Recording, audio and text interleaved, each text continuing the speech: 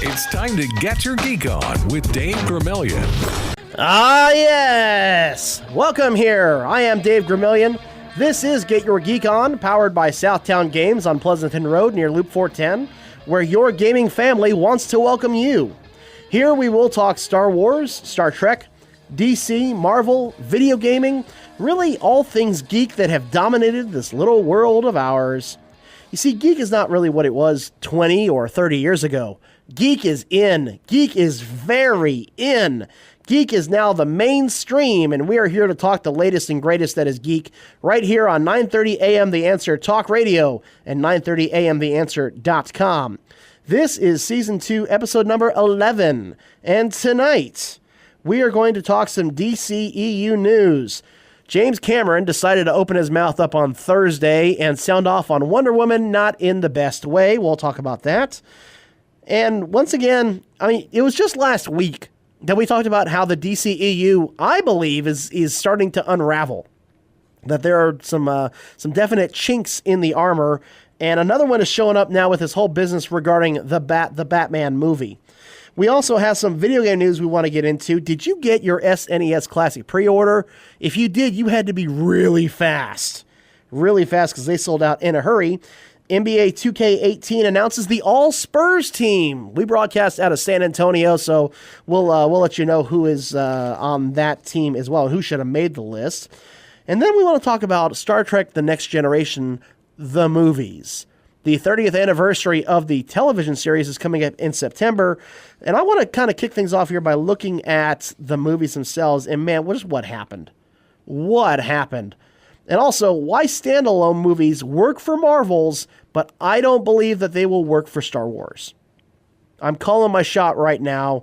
I don't think that they're going to be all that exciting. I don't think the fans are going to enjoy them as much as they will for Marvel, and I'll tell you why.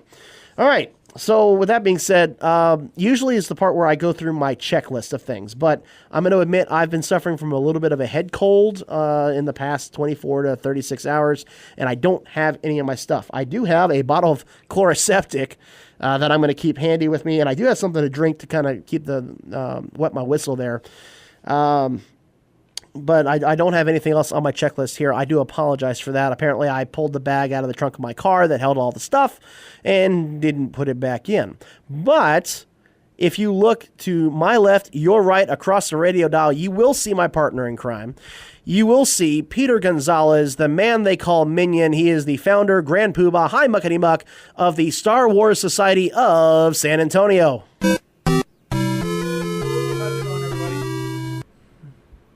Yeah, how's it going, everybody? Good, glad to have everyone here. And if you look further to my left, your right, across the radio dial, you will see our sound prognosticator, the man who runs the board, spins our 1 and 0s. He is Goose. Hello. Goose, how you doing, man? I'm doing good. How are you? Well, I've been better. I will say, though, moving is horrible. I hate moving. I agree with you there. It is the worst. Now, well, we also want to make sure that we are rocking some geeky apparel as well. I do have my Star Wars 1983 Star Wars arcade shirt on. Thank you very much. That was the greatest game. I love that game. The old vector graphics. Oh, and yes. I'm wearing my Counter Logic gaming hat. Minion, what are you rocking? I managed to get this from San Diego from a good friend of mine. I have the Batgirl San Diego Comic-Con exclusive t-shirt. Excellent. And Goose, what are you rocking? I've got my always be yourself, unless you can be Superman. Then always be Superman. Okay. Excellent. And we also want to announce that we have a new mascot here in the studio. Joining Bob the Rancor is Spock. Yes. I have to give Miss Rubio, our secretary over at our school, credit for giving me this, because she saw it and she's like, I got to get him that. It's like, we got a new mascot. That is so cool. We keep adding stuff here in studio, and I love it. Now, I really do. Is it Leonard Nimoy or Zach Quinto? I think this is obviously Leonard. It's got to be Leonard. I mean, it's got the old logo on it, so yeah, that's Leonard. That's awesome. All right, before we get too into the news and everything, and yes, we want to talk all about the Joker Origins movie, and we want to get into all the news that's coming out. I want to take a moment to acknowledge what's been going on here. On Thursday morning, Mother Nature decided to shock everybody because Tropical Storm Harvey was supposed to be just a tropical storm. It was just supposed to hit the coast, dump a few inches of rain, and that'd be that. And all of a sudden, all the weather experts were baffled by how much it intensified.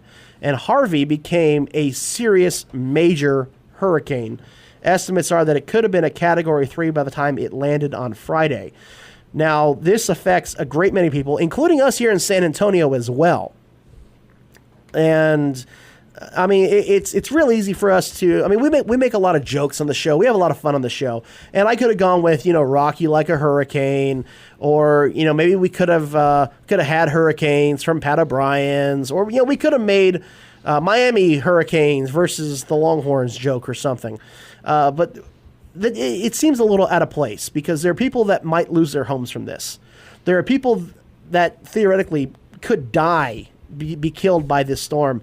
So that's where I draw the line. I don't want to put any comedy into that at their expense. This is a very serious storm. I hope y'all are staying clear of this, staying indoors over the weekend, stay off the roads if you can, and just be safe. That is what I wanted to get out to y'all. Just be safe. This really isn't that much of a laughing matter. It's a very serious storm, so be safe out there. This time next week, I will be in Atlanta, would have been there for a couple of days now, to attend Dragoncon. They are expecting 83,000 people, and I can believe it. It's going to be just an intense experience. I'm so glad to be flying out there and covering this for y'all. It's going to be so much fun going out there. Check out all the pictures. Check out all the videos on either our Facebook page, which is facebook.com/GYGOofficial, or at getyourgeekon.org. That is our website and our home for everything geeky. So we'll be there. If you're in the Atlanta area, let me know. Hit me up on Facebook. You can shoot the page a message. Let me know. We'll find a spot to meet up. We'll have lunch. We'll have a really good time. It'll be a lot of fun. Kimberly up over here is saying, he's getting back to the hurricane. Port Aransas looks like a ghost town right now. I believe it. I mean, the HEBs, there was a run on those. They did the contraflow of the highways to get everybody out of there. So just be safe. Better safe than sorry. Also, we have a listener from Arizona. Hello, very cool. Outstanding. I mean, we do get a lot of listeners from all over the USA, so I'm very happy about that. And let us know if you're on our Facebook chat, and if not, you should be there. Let us know where you're from, where you're listening to us at, where you're watching us at on the Facebook live broadcast. Alrighty, so with that being said, I think we're ready to dive into some geeky news. Let's kind of lighten the mood here a little bit, and let's talk about DC news here, shall we?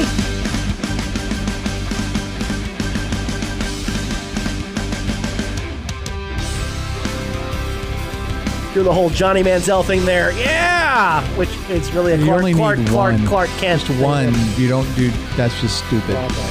Well, so is Johnny. So that's true. Oh, goodness. Okay, this is brought to you by our friends over at Pro Defense Pest Control, locally owned and operated right here in San Antonio.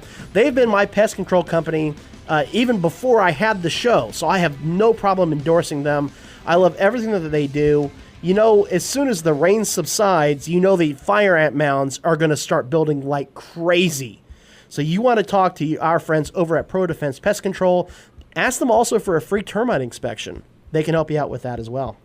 Very good. So good news. Wonder Woman has passed $800 million worldwide, making it the most of any comic book origin story. It beats out Spider-Man, it beats out Iron Man, it beats out everything. That makes it number 1 for the DCEU at the domestic box office and number 2 worldwide behind Batman vs. Superman. If it were a Marvel movie, that would put it at number 6. We were celebrating, we were doing backflips, and you had to be a downer. I'm just saying, if it were a Marvel movie, it would be right in between. It'd be right under Guardians 2 and just above Guardians 1, number 6 in there. So, yeah, okay then.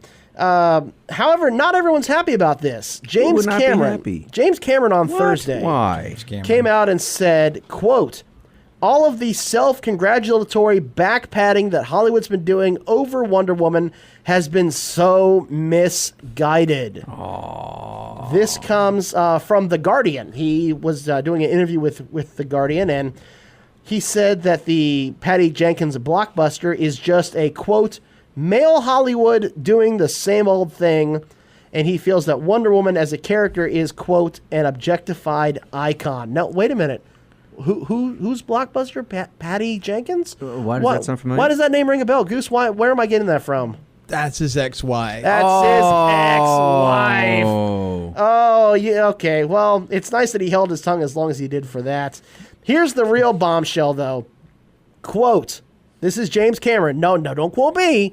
This is James Cameron. Quote, I'm not saying I didn't like the movie, but to me, it's a step backwards. Oh, why did he say that? Says the director of Pocahontas in Space. Hey, I'm glad you went there. I was going to say it, but I'm glad you did. Box office bank, baby. But he's got scoreboard. I'm sorry, but he does. He has scoreboard. He says, quote, he literally directed a sinking ship.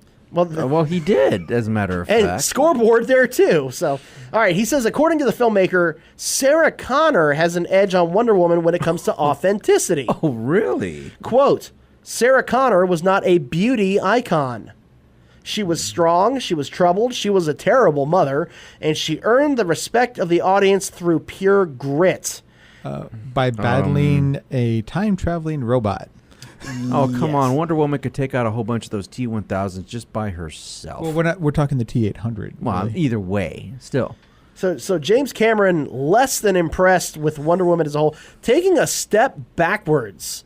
What? Really? So apparently he doesn't think, I'm interpreting this now, that he doesn't think Wonder Woman's a strong character or an authentic character. Well, I think what it is that it came less than 10 years after Patty Jenkins' last movie. Because James Cameron only does one about every 10 years. Hey-oh. Yeah, when was the last time he did a movie? Wasn't it Avatar? Avatar. Yeah, it was 2009, was it? I mean, He's still working on the sequel or something? anytime now, dude. You know, just saying. You're not He getting can any never do younger a sequel there. to Titanic. Oh, God. Wow. You could try. You just, well, it's like, it's not much you can do with it, Wow. If you're one of the lobsters in the kitchen, Titanic's a great movie. Hey. Okay, Wonder Woman has a sequel. I'll say something later. Wonder Woman's sequel is planned for release December 19, 2019. Probably before Avatar 2. A step backwards, really. Oh, my goodness. All right, so this also came from Deadline.com, sticking with the DC Expanded Universe. Warner Brothers and DC have confirmed they are in the early stages of another Batman Universe spin-off movie. This one telling the origin story of the Joker. Okay. I've seen the Tim Burton 1989 Batman movie. Yeah, that's not going to be this. The studio has set The Hangover's Todd Phillips to co-write a script with 8 Mile scribe Scott Silver. Phillips will direct the movie, and Martin Scorsese will produce it. That makes me perk my ears up a little bit. Yeah. Okay, so that's a guy from the 8 Mile, guy from The Hangover, and Martin Scorsese. Okay, that's some serious... some serious weight there. Yeah, that's going to be a lot of... That's some big bats right there. Steven Spielberg directed Indiana Jones and the Kingdom of the Crystal Skull. And? That means nothing. Well, but it wasn't Martin Scorsese. Yeah, so, well, okay. This is Scorsese. Yeah, like you said, Scorsese. Come Now, on, according to Deadline.com, the intention is to make an origin story that is not part of the Heath Ledger or Jack Nicholson story. This is a completely different origin story. Well, so they say. Okay. Well, I kind of agree with what Steven Schindler said. I like the ambiguity of the Joker's origin, so I'd like it to. So I'd only enjoy it if it tells multiple possible origins. Batman meets Clue. Right. Exactly. But it might have happened this way. Right. Yeah, well, even the Joker said, I think, what was it, The Killing Joke? And The Killing Joke, he said... he's like his story to have multiple choice. Right. And that's what I liked about when Heath Ledger he kept telling different stories about the scars. It's like you don't know what's real and what's not. Right. And that just shows the total psychotic nature of just the Joker. And now, the intention nails it. The intention is to make a gritty and grounded, hard-boiled crime film set in the early 1980s. A Gotham City that is not meant to feel like a DC movie, but more like one of Scorsese's films from that era, like Raging Bull or Taxi Driver. And given the fact that the Ben Affleck Batman movie, Bruce has been doing it for about 20 years or so. Right. Kind of makes sense. Right. So I'm not ultimately opposed to this. Now, I'm a little fundamentally opposed to I don't really need to know the Joker's origin, much like I don't want to know Yoda's origin. I don't need to know his species name, where planet he's from, if he has brothers and sisters. I don't need to know all that about Yoda. I also am a little wary about doing a Joker origin story, but the more I read about this, the more I kind of like it. Right. It sounds more like getting back to the roots of what the Joker should have been. So I'm getting a little on board with that. Now, in an interview with KCRW's The Business, Matt Reeves, who is the director for the upcoming The Batman movie, announced that WB executives told him that the movie will not be connected to the rest of the DC universe. What? So let me kind of flesh this out. So you have the DCEU is what they call it, and that is Wonder Woman, Man of Steel, Suicide Squad, and Batman, Superman. Right. All right, they're all connected. They all happen in the same universe. Right. This is going to be completely outside that and have nothing to do with it. Well, it sounds like an Elseworld story. It almost is. So it's going to be a Batman movie that has nothing to do with the Batman that we saw in Suicide Squad, nothing to do with the Batman we saw in Batman Superman. Nothing having to do with the Batman we're going to see in Justice League. Absolutely not. It is going to be completely separate from the DCEU. Now, this tells me a couple of things. One, if they do end up replacing Ben Affleck as the Batman, then you're going to do it in this movie because, oh, well, it has nothing to do with Ben Affleck being the Batman, so now we have two Batmen. Isn't that cool? And it also tells me that my theory about the DCEU unraveling may be a little more, there might be more credence to that than even I thought. Well, a while back, right before they did Dark Knight, then they were going to do a movie that was supposed to have all the different characters, and they were supposed to get Armie Hammer as Batman. I forgot the name of the movie, but it was supposed to have Wonder Woman, Superman, Green Lantern, and several other characters. Kind of like a Flashpoint thing, something. I think it was a Flashpoint movie or something. I think it might have been. Yeah, but they were supposed, but it got scrapped at the last second. Okay, so I went ahead and just at the behest of one of the comments in the Facebook group, I sought clarification. I found an article on Collider.com. Okay. What's up? And it says, and this is Reeves talking, okay? Just to be clear, of course Batman will be part of the DC universe. Batman will be Batman. In my comments from a while back about not being part of the DCEU, I was talking about the Batman being a story specifically about Batman, not about the others in the universe.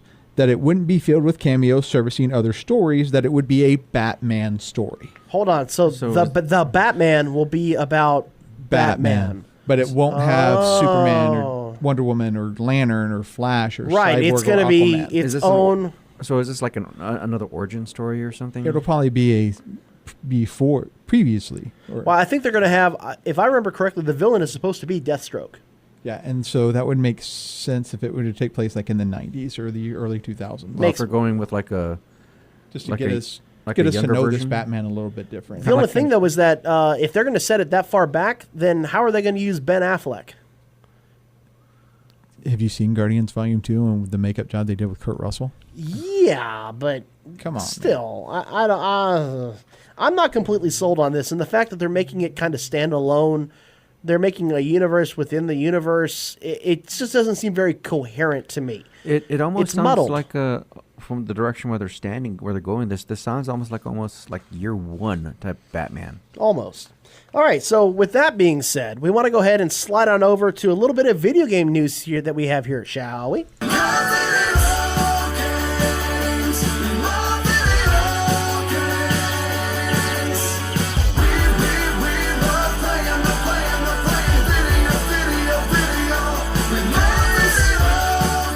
Alrighty, did you get your SNES Classic pre-orders from either Best Buy or Amazon? Well, you would have had to do it at either midnight or 3 a.m., and they sold out in 25 minutes. Almost immediately, they were gone. Absolutely gone. Yeah, especially eBay Games in Canada, thanks to Charles Keller, one of our listeners up in the Great White North up there, says that it sold out in 25 minutes up there as well. Nintendo had promised that in contrast to the NES Classic, more supply will be available this time around. Now, if you're just absolutely desperate, I've already seen them on eBay and Facebook Marketplace for $300 and $350. By the way, the retail is $80 in case anyone's keeping score at home. So in the meantime, I'm going to keep having fun with my RetroPie at home and just download ROMs and just keep having fun with that. I mean, I get it. It's cute. It's fun. And if you don't have a RetroPie, I can see the appeal. But yeah, no thanks. Also, NBA 2K18 announced the All-Spurs Team for their game. Dude. And this is brought to you by our friends over at Laser Legend up on the north side of San Antonio, off of Lookout Road and I-35, home to numerous party rooms, an indoor miniature golf course, 2-floor laser tag arena, and 4,000 square foot video arcade. You want to beat the heat and check out our friends over at Laser Legend. Have you reclaimed your throne? Yeah, I was hoping I wouldn't have to get into that. Somebody did knock me off of my throne of Star Trek Pinball. No. I have not been able to get back on top just yet, but they are doing a little bit of maintenance on the game also. So once that's completed, then I'll go back up there and give it the old college try, see if we can get back up there. So now this show is broadcast all over the world. We have listeners from really many different places. But we broadcast out of San Antonio. So when they announced the All-Spurs team for NBA 2K18, well, we had to get in on that. Here are your starters. At point guard, Tony Parker. Of course. The 2 guard is George Gervin. Kawhi Leonard at the small forward. Duncan at the power forward, and Robinson in the middle. Right. I have no argument with any of those choices. Not at all. That is awesome. Not the least. That's a dream team right there. Off the bench, Ginobili, Elliott. Yes. LaMarcus Aldridge made the team. How? I don't know, but okay. Bruce Bowen. Yes. Yeah. Artis Gilmore. Yo. Dennis Rodman. Yeah, we could do without him. AJ. Yes. The little Yes. general made it. Danny Green. Yes. Vinny Del Negro. Yes. And Robert Horry. Maybe. No, Ori Yeah. has been in the True, clutch true, a couple true. of times. Yeah, he was clutch for us, so I'll say that. But I'm a little surprised that LaMarcus Aldridge made the list of the all-time greatest Spurs players. Notice who's not on the list? James Silas. James Silas, whose jersey hangs in the rafters. We retired his jersey. But he's not on the list, but LaMarcus Aldridge made the list. I don't get. I mean, it's like, okay, come on. Silas was part of the early organization. He pretty much laid the foundation a lot along with him. Well, it depends on how this was decided. Right. I mean, if it was a fan vote. Well, I don't think it was a fan vote. I think that the game designers just decided this somehow. Obviously, because Or they probably couldn't get Silas's rights. possibly, but at the same time, I know a lot of diehard Spurs fans that are out there are going to be like, why is LaMarcus on there? And I mean, he's basically just had enough time to be on the Spurs to get a cup of coffee. I don't see him making the all-time greatest Spurs list. if he's there this season, he's going to be the water boy. Oh, yikes. So I think James Silas sent me the list. But the starting 5, I have no problem with this. Parker at the point, Gervin at the 2, Kawhi Leonard for shutdown defense, Tim Duncan, the greatest power forward to ever play the game, and the man in the middle, the Admiral. You put all of them in their prime, holy cow. Yeah, nothing could stand in their wake. Wow. And with the exception of Gervin, 3 out of the remaining 4 have played together at some point. And you got a couple of Hall of Famers in there too, with Dave. Well, 3 Hall of Famers. You got Gervin and Robinson and Eventually Duncan. Tim. Well, Tim's yeah, gonna eventually make I mean, it. he will. that's a lock. So, and then Ginobili. Let's see. If you want to go off of rankings, they gave Manu Ginobili a 93, and then Elliott the 87, Aldridge an 86, Bruce Bowen an 86. Artis Gilmore an 85, Rodman 84, AJ and Danny Green tied at 83. I don't think Danny Green should be that low. I kind of agree with what Arthur Bettins up over here says on the chat. It says, I'm not a Spurs fan, but I love the lineup.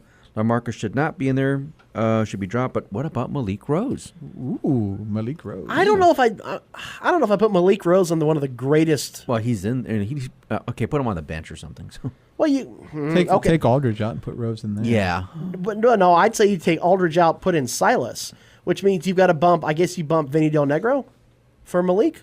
That's a tough call. You bump Robert Horry for Malik.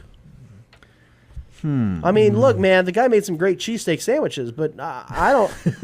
I don't. He was know. great off the rebound, but hey, don't forget he was still part of that '99 championship. All right. Can you imagine Kawhi Leonard comes out and you put Bruce Bowen in? I mean, God, that's just not fair. That's just that ain't fair. Yeah, true. I mean, just like that. Then again, that's just the Spurs for you. So. All right, coming up after the bottom of the hour news break here, we want to get into some heavy discussion. We want to talk what happened to the next generation movies. There we go. We want to get into this and why I think standalone movies work for Marvel, not so much for Star Wars. We'll get into that right more coming up after the bottom of the hour news break on 9:30 a.m. The Answer and 930amtheanswer.com.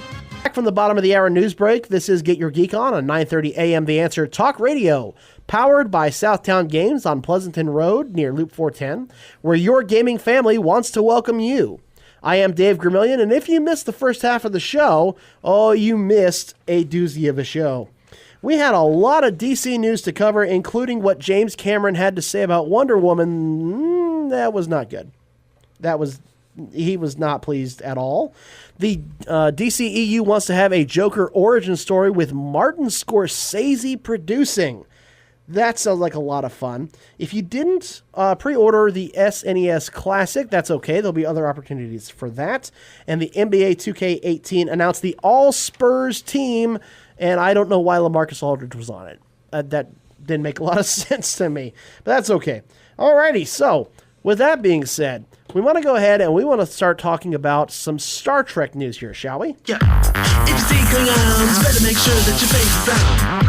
And if you're in the fleet, rep your uniform, cause it's future chic. All the haters know, we got photon torpedoes. Throw the Vulcan up if you're not from Romulus, and stay with me now, live long and prosperous. Just beat me up, Scotty.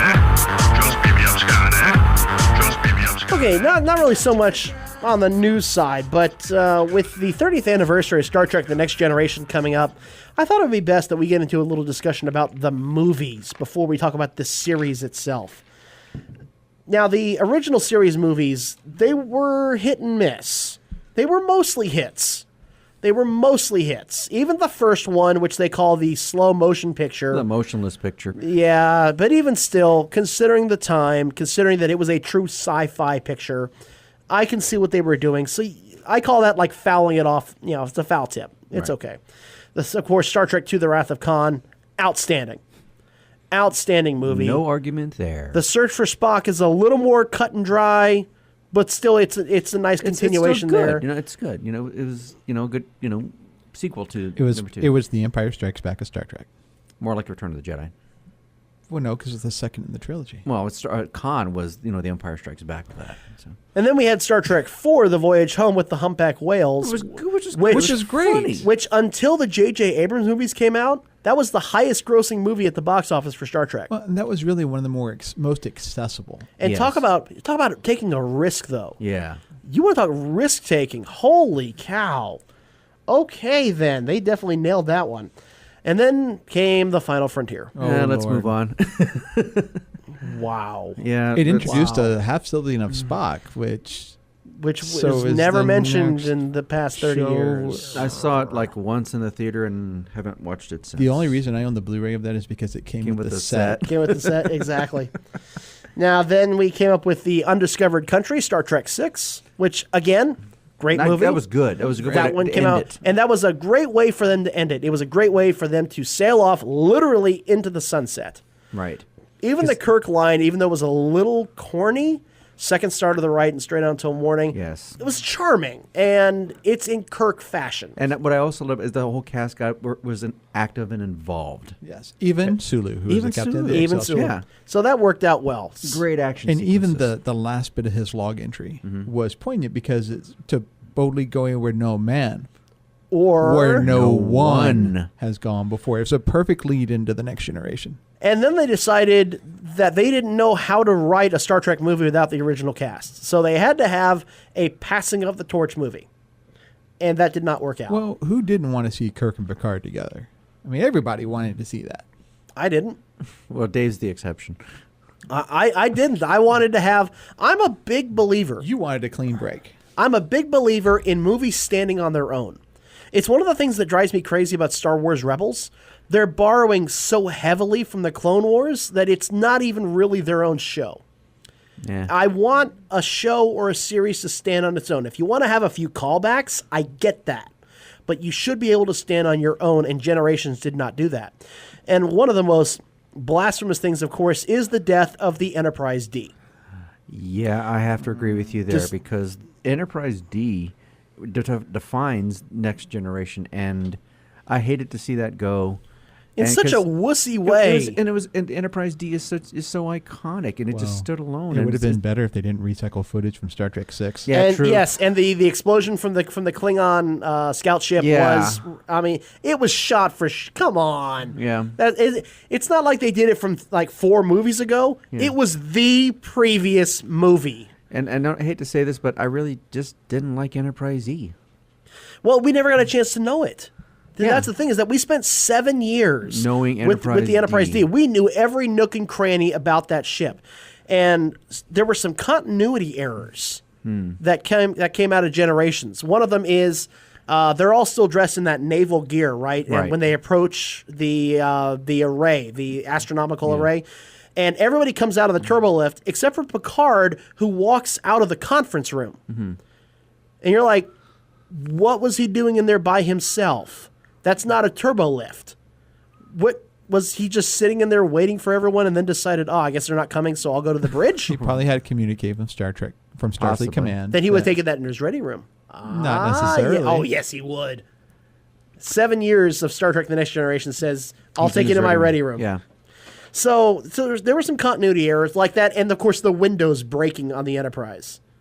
Glass shattering. Yeah, whatever. Like, the windows are made of glass. They even say in the show that it's made of transparent aluminum. Right. So they couldn't, there's no shattering there.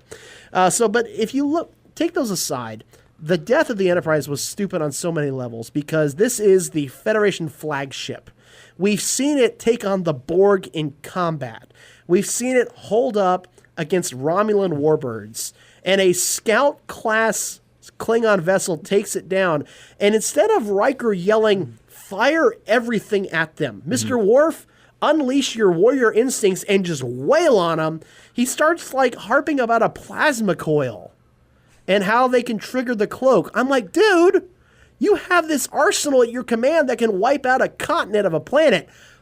Lay waste to those suckers. Because how old was the bird of prey? I think by it that was. point? I think 20 the years bird of old? prey was still cloaked, though. I think they. No. They decloaked because they had to attack. And then they cloak right back up right after that. Nope. No, because they were continually firing at them. Because that was the thing with Star Trek 6 is that the bird of prey was cloaked. Could firewall. But that was a cloaked. prototype. Yeah, that was. So that part, that's what really drove me crazy about the death of the Enterprise. But then, of course, you have the time travel plot hole. Yeah. So Picard is back in the Nexus, and Whoopi Goldberg is there and can tell him that he can go to any place at any time. And instead of saying, I want to go back to 10 forward when I first met Sauron so I can punch him in the face, or, I want to get like 50 guys and come back and go get them, he says, no, I want you to take me back to just before he fires off the rocket. Well, it's following typical temporal mechanics is that you can't go further back in your own timeline. Well, but let's go to a different point where you don't meet yourself. My point is that you can go back. If you can go back to any point, then let's not go get a geriatric William Shatner to come back and fight this guy with you since he already kicked your butt once. And what was really funny, he wanted Guinan to come back with him the first time, remember? He originally said, you come back with me because I'm sure you're perfectly capable of taking this guy down. Well, She's not an action hero. Well, she and Q apparently had some encounters over the years. That's true. She did stab Q with a fork. So, Yeah. that's... And my only thing, my complaint about this one was, how Kirk died. He fell off a bridge. This is Captain James Teed, legendary. Screw the Prime Directive. I've had sex with almost every alien in this galaxy. Kirk, and he falls off a bridge. Come on. And he said in Star Trek V, I always knew I'd die alone. Oh, except there's Picard. Yeah, true. And apparently they don't take his body back with them. But again, it's Star Trek 5, though. Yeah, I disagree with it. I have to agree with them as well. It's like, it's Kirk's body. You're just going to leave him there on some planet. Come on. All right. It's Kirk. Okay, so there's Generations. So now we move on to First Contact. First Contact was the best of the Next Generation movies. Yeah. But it still has issues. Oh, yes. First and foremost is they keep trying to make Picard into an action hero. This angry, bitter Picard that is nothing like the Picard in the Next Generation show. Hold on. Yes, he famously says, The line must be drawn here. Here. This far, no farther.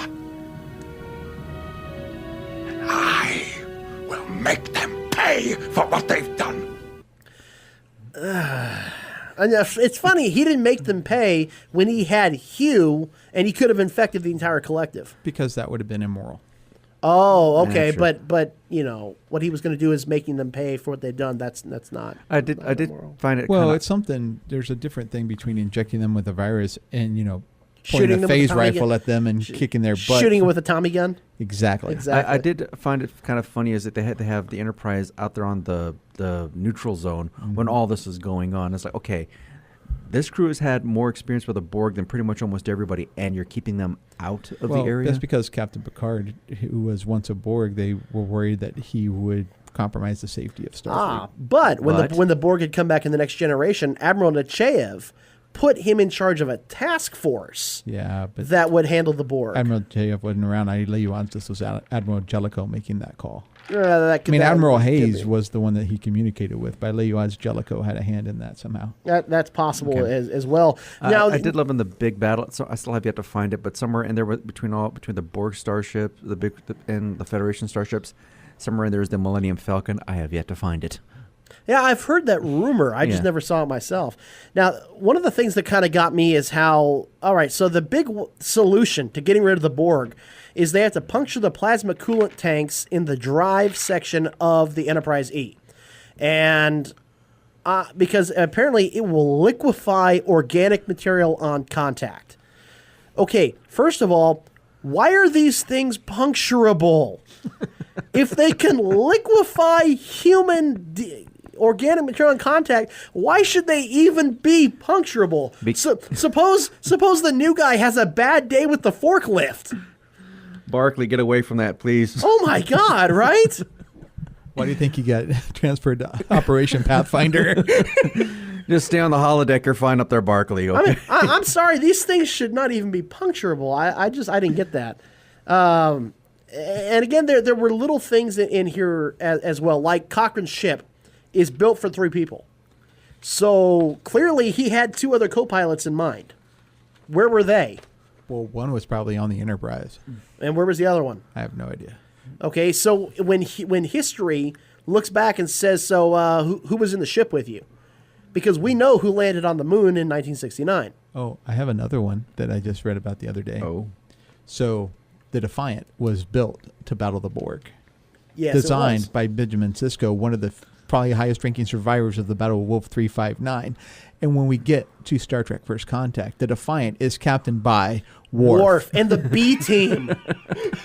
I guess Cisco was too busy playing baseball. Well, he was too Maybe. busy chasing Commander Ellington in Oh, Deep okay. Space Nine. And that makes He was going after, that's your priority. First Contact instead is of the Moby Borg. Dick. At Right. that particular point, Benjamin Sisko was going through his own little Les Miserables. Not even O'Brien, not even Dax. No, you sent Worf and the B team. Well, Worf was outside of Sisko, Worf was the senior Starfleet officer on the station. Therefore, he would be commanding the Defiant in the absence of Captain Sisko.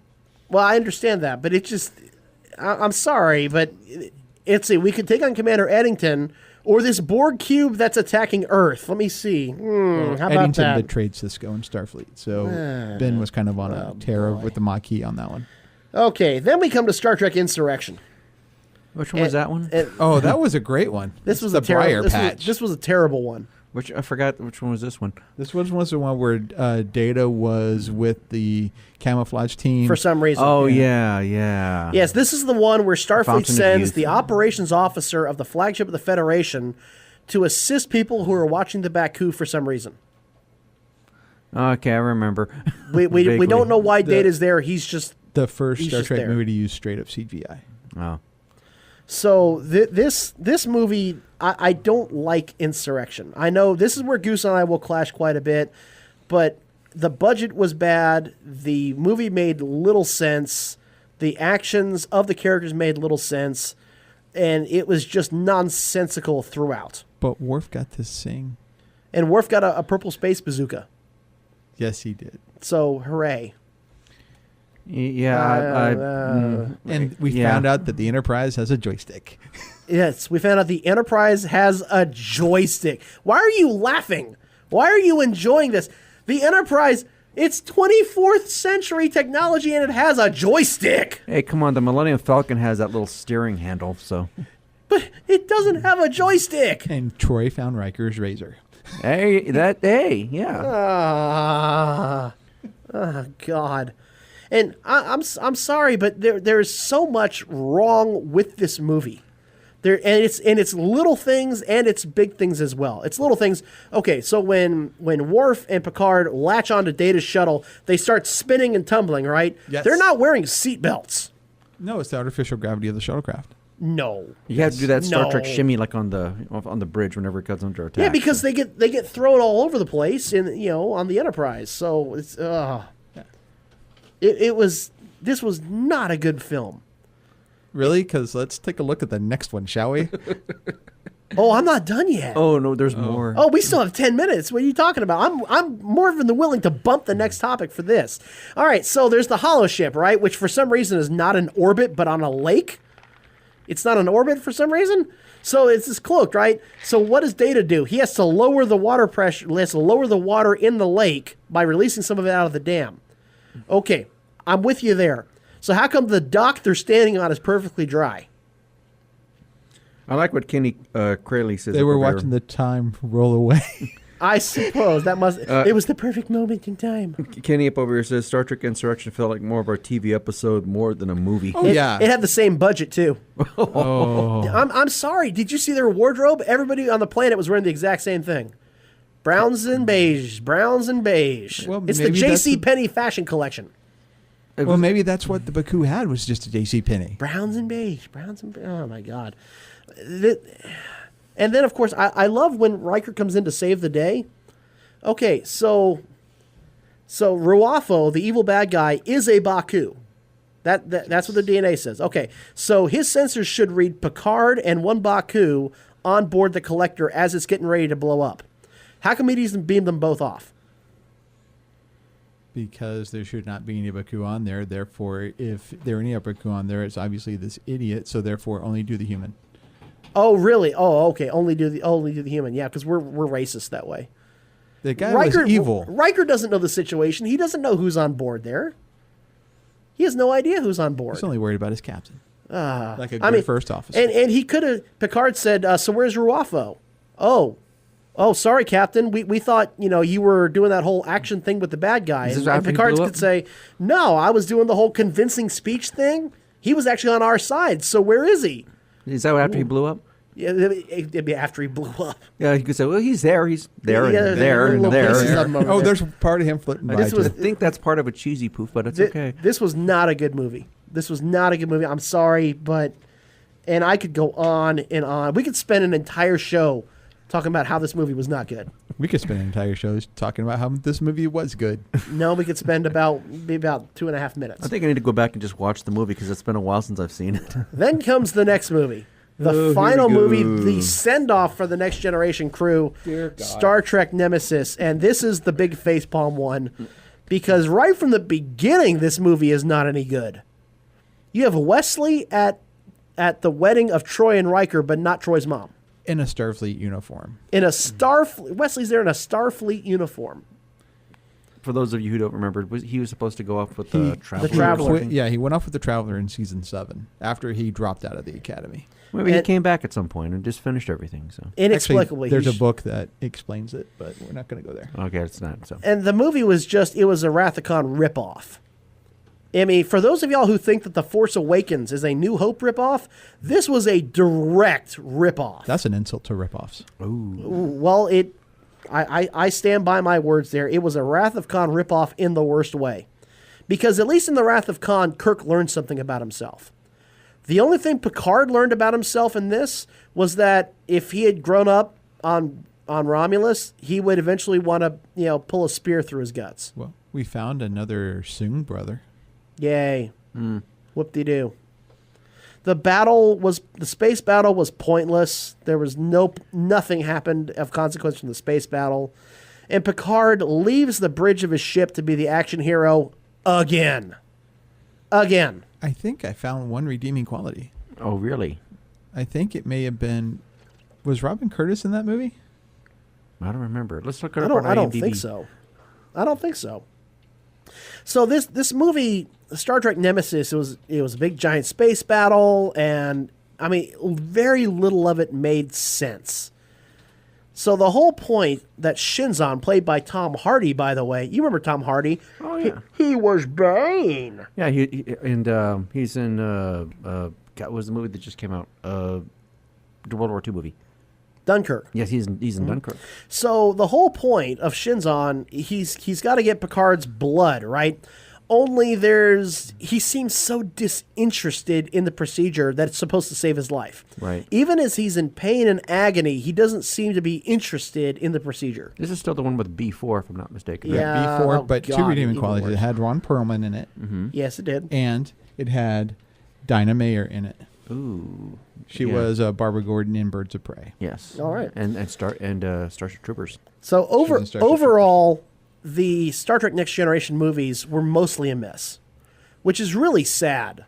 Because, I mean, one or two movies I could see, but really, other than First Contact, you can't say that the other ones were actually that good. Yeah. Also on this one, getting back to B4, is like, okay, how many of these robots did Dr. Soong make? Too many. Yeah. That we know of, apparently. That we know of. They can always make another one. Right. All right, quickly now, I want to talk about Marvel standalones versus Star Wars standalones as we're getting closer to The Last Jedi, to the Han Solo movie. And then, of course, we got news that apparently everybody and their mother was getting a standalone movie in Star Wars. I don't think that Star Wars standalone movies are going to work. Why do you say that?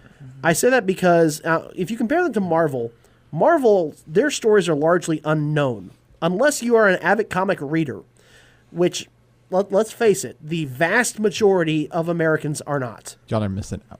Then you don't know Thor's story, you don't know Iron Man's story, you don't know Nick Fury, Captain America, Black Widow. You don't know these people. We've known Obi-Wan Kenobi for 40 years.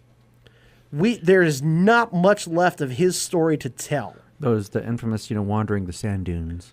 Counting rocks Right. and, picking the sand out of his toes or Talking whatever. to Jawas. So these characters, we've known them for decades. Marvel movies are building towards something. The Star Wars movies aren't going anywhere. All right, the Han Solo movie is not going to build towards another movie. It's basically a Han prequel. Exactly. It's a Han Solo origin story, and it's just not going to build anywhere. They're not building a universe. They're telling stories for the sake of telling stories. Well, but these are stories that we haven't asked for. Yeah, I mean, Rogue One kind of was a standalone movie. It would have been fine. Obviously, they were going to put Vader in there somewhere, but I did like what you said last week on the show, where if we could have just had Vader at the very end as a surprise cameo, and everybody would have still flipped their minds. Exactly. Now, you have to understand that Marvel Comics versus Star Wars movies. Mm-hmm. Everybody and their mother knows Star Wars movies. But I would wager that the general public, by and large, is not aware of the stories that the various Marvel characters have had. Right, because when Guardians of the Galaxy came out, everybody was like, who? What the heck is this? What's with the talking raccoon? Yeah, and not everybody knows. Even though we've had 2 Hulk movies, we had a TV series, but the Hulk is still kind of new to the movie-going public. But we know what there is to know about Han Solo. We know what there is to know about Kenobi. And I'm concerned that there's just not much more that we want to tell. And if we get a Yoda origin story, I'm just going to flip something over. I don't want to know about Yoda's origin. I don't want to know his planet, his species, brothers and sisters, if he collected baseball cards. I don't want to know. He collected basketball cards. There you go. And if anything, he would kind of figure that Aldridge doesn't belong in this list either. That's right. He would agree with me there. I don't need to know this. And I'm worried that they're just telling stories for the sake of telling stories. They're not building towards anything. Do you not need to know it, or do you not want to know it? I don't need to. I mean, it's kind of like what I had said previously, I think, on one of the shows, where I always kind of believe that the Star Wars universe is so grand and so vast that anybody who is one of the background characters in any of these movies, that could be a movie in itself. But they're not doing that. They're playing it safe. I mean, I'm kind of happy at least we're not going the whole Jedi Sith route, because we've done this before. Now, I'll be happy to see a Star Wars movie without a lightsaber. Right. That's what I was looking forward to in Rogue One, was for them to get out of their comfort zone, so to speak. Right. That's why a Jabba the Hutt movie or a Boba Fett movie, I would actually look forward to a Boba Fett movie. Yeah, because that's basically, total anti-hero. But knowing Lucasfilm, they would want to tell a Boba Fett origin story. You don't need to just have I a don't regular need Boba Fett that. story. We don't need that. So, oh my goodness. So we'll see what happens. We'll see what comes out of there when it comes to the Han Solo movie. That'll wrap it up here. If you want to tweet at us, you can find us at GYGO_official. You can shoot me an email at davethehost@getyourgeekon.org. For Goose, for Minion, and for myself, I want to thank our sponsors, Southtown Games, Laser Legends, Geek Fuel, and the Mailing Spot. Thanks for listening. Be excellent to each other, and make sure to get your geek on every single day. Good night, everybody.